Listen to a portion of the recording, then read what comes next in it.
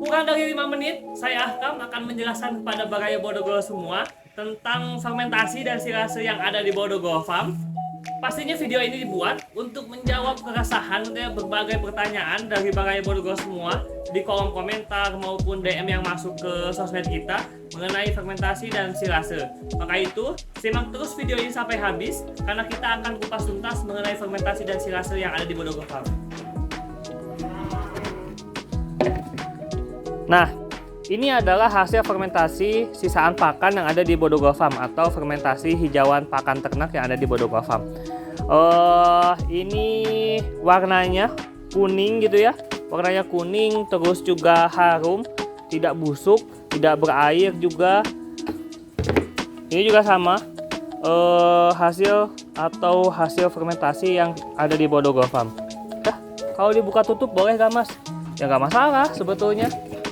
Kalau kita sih nggak masalah karena setiap tamu yang datang ke Bodogo Farm kalau mau lihat hasil fermentasi dan silase ya kita pasti buka gitu.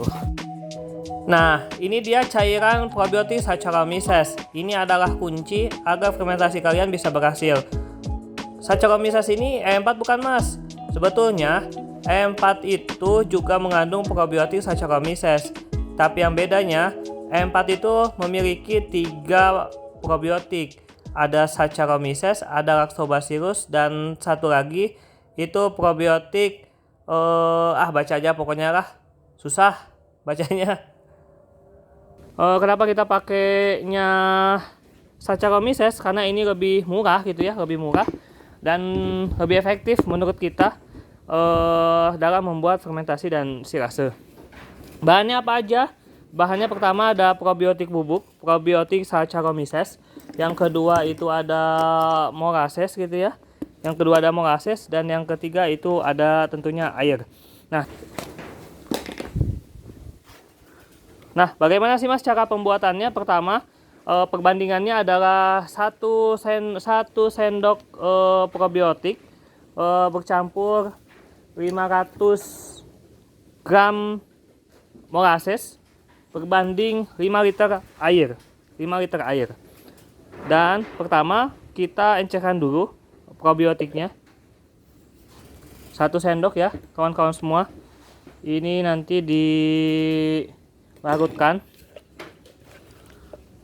Ini harus dilarutkan dulu ya, jangan langsung dimasukkan karena kadang dimasukkan ke air yang langsung banyak karena kadang tidak larut sempurna si probiotiknya. Nah, setelah larut baru kita masukkan ke sini. Kita satukan. Ini pertama. Yang kedua, ini ada molasses. Molassesnya kita udah takar. Ini airnya 5 liter, ini 500 gram. Semakin banyak sebetulnya semakin banyak molasses itu semakin bagus ya, kawan-kawan semua. Dari situ kita aduk.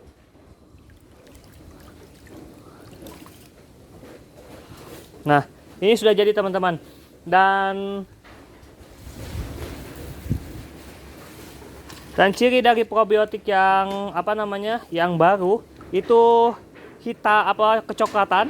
Tapi kalau misalkan contoh dari probiotik yang sudah jadi itu dia kekuning-kuningan. Dan buih yang ada di sini itu adalah tanda bahwa probiotiknya sedang aktif atau sudah aktif. Nah, cairan ini harus disimpan minimal 1 kali 24 jam. Nah, cara penyimpanan cairan probiotik ini itu cukup disimpan di wadah yang tidak terkena sinar matahari, terus sinar matahari secara langsung tentunya, dan hanya ditutup aja biasa kayak gini. Apakah perlu ditutup rapat? Enggak. Justru kalau ditutup rapat probiotiknya tidak akan aktif secara sempurna. Itu pengalaman kita.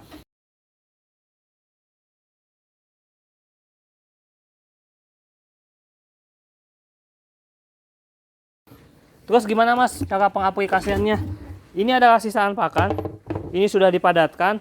1 drum 150 liter kita pakai cuma 1 gayung kawan-kawan semua. Kita pakai cuma 1 gayung.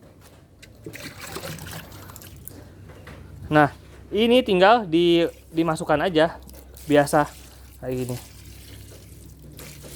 Sip. Kalau belum penuh ya nggak apa-apa, ditutup aja langsung. Besok misalkan besok atau 2 hari lagi rusak gitu ya, ada sisaan ya nggak apa-apa, tinggal ditambahkan aja. Yang penting itu tertutup rapat dan udara tidak masuk secara 100 menerus. Ini tinggal ditutup.